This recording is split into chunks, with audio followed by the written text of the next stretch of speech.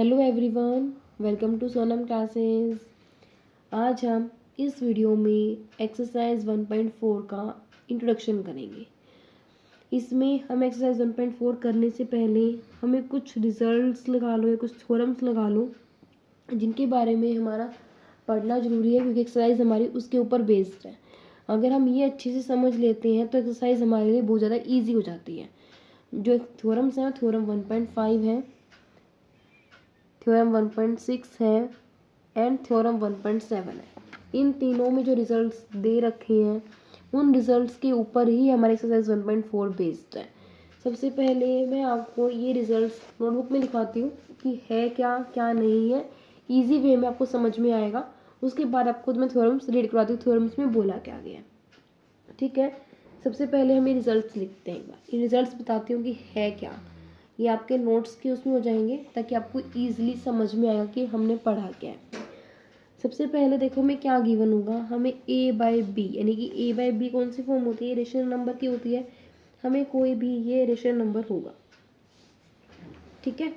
हमें a by B की form में जो रेशनल नंबर्स होते हैं वो क्या होते हैं, a बाई बी की फॉर्म में होते हैं, जहाँ पे b की वैल्यू क्या होती है, नॉट इक्वल टू 0 होते हैं। तो हम क्या लिखेंगे, where b not equal to 0। a और b कैसे होते हैं, कोप्रेंट नंबर्स होते हैं और इंटीजर्स भी होते हैं a और b, ठीक है। सबसे पहले हमें कोई भी क्वेश्चंस होंगे वहाँ पे हमें a बाई बी की फॉर्म में रेशनल नंबर गिवन मिलेगा, और जहाँ पे जो b की वैल्यू होगी वो क्या होगी, नॉट इक्वल टू 0 होगी, ठीक है। अब देखो कैसे करेंगे। सबसे पहले हम इन रिजल्ट्स में हम क्या करते हैं, सबसे पहले जो हमें डेनोमिनेटर में होता है ना, हम उसकी फैक्टराइजेशन करते हैं। क्या करते हैं, इफ़ हमें ये बताना है इस एक्सरसाइज में कि टर्मिनेटिंग है या नहीं है, उसके ऊपर बेस्ड एक्सरसाइज। हमें यहाँ पे ये चीज़ गिवन मिलेगी कि a बाई बी कैसा है, रेशनल नंबर है, b की वैल्यू कैसी है, नॉट इक्वल टू 0 है। उसके बाद हमें ये चीज़ देखनी है कि वो टर्मिनेटिंग हो रहा है, नॉन टर्मिनेटिंग है, या टर्मिनेटिंग है और रिकरिंग है, नॉन टर्मिनेटिंग और नॉन रिकरिंग है, वो हम इसके ऊपर देखेंगे।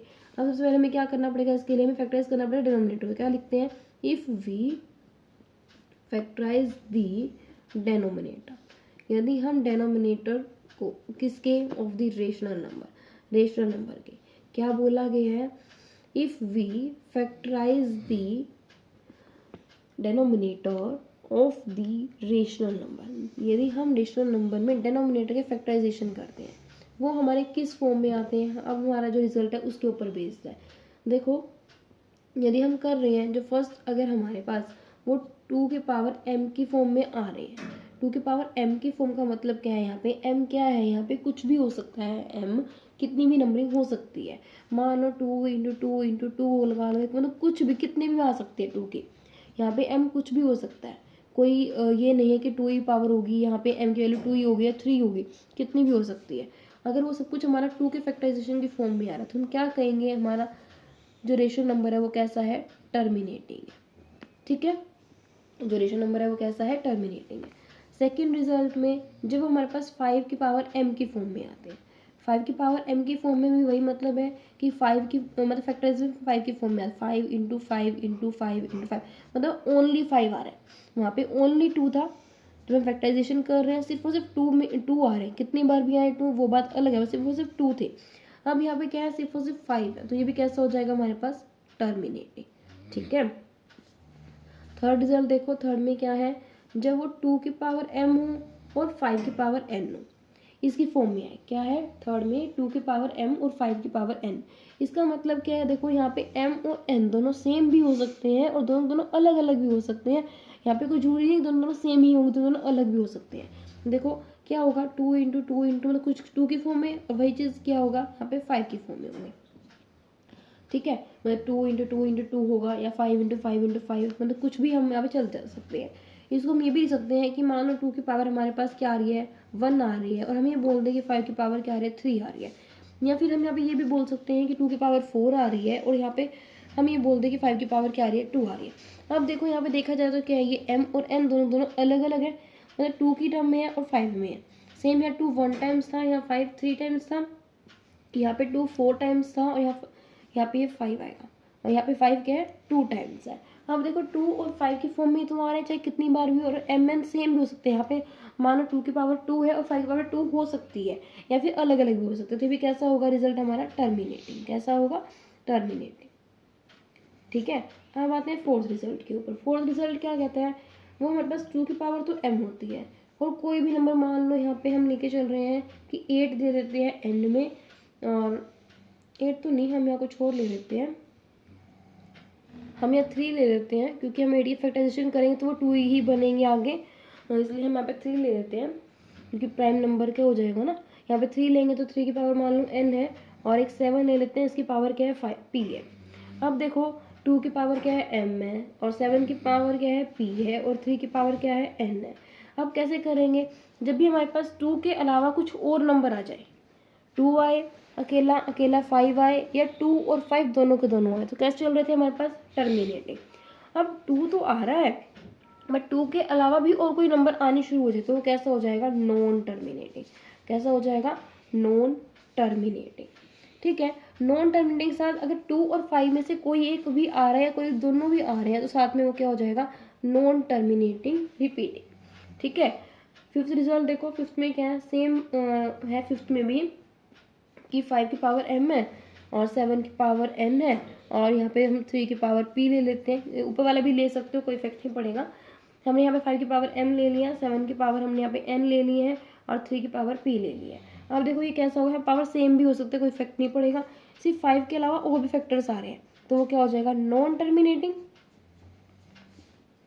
और साथ में कैसा हो जाएगा, नॉन टर्मिनेटिंग के अलावा, क्योंकि इसमें और भी आ रहे हैं, अगर और भी आ रहे हैं तो 5 तो आ ही रहा है, इसलिए क्या हो जाएगा, ये रिपीटिंग, नॉन टर्मिनेटिंग रिपीटिंग। अब सिक्स देखो, सिक्स में अगर 2 की पावर m भी आ रही है, 5 की पावर m भी आ रही है, 7 की पावर 1 लगा लो, 3 की पावर 2 लगा लो, मतलब कि हमारे पास ये भी आ रहे हैं, मतलब 2 भी आ रहा है, 5 भी आ रहा है, 3 भी आ रहा है, और 7 भी आ रहा है, तो भी कैसा हो जाएगा, क्योंकि 2 और 5 के अलावा जब भी और कोई फैक्टर आ जाए, इट मीन्स कि वो क्या हो जाएगा, नॉन टर्मिनेटिंग। और साथ में 2 और 5 भी कुछ भी आ जाए, 2 आ जाए या 5 आ जाए या दोनों दोनों आ जाए, तो वो कैसा हो जाएगा, नॉन टर्मिनेटिंग एंड रिपीटिंग। ठीक है, अब देखो नेक्स्ट रिजल्ट हम निकालते हैं। रिजल्ट क्या है, नेक्स्ट में हम कैसे करेंगे, मान लो हमारे पास 3 की पावर m और 7 की पावर p है, सिर्फ यही टर्म दे रखी है, अभी अभी हमने यहाँ पे ना 2 की टर्म्स में है ना 5 की टर्म में है, तो ये कैसा हो जाएगा, non terminating and non repeating, कि ना तो ये टर्मिनेटिंग होगा ना ही ये रिपीटिंग होगा।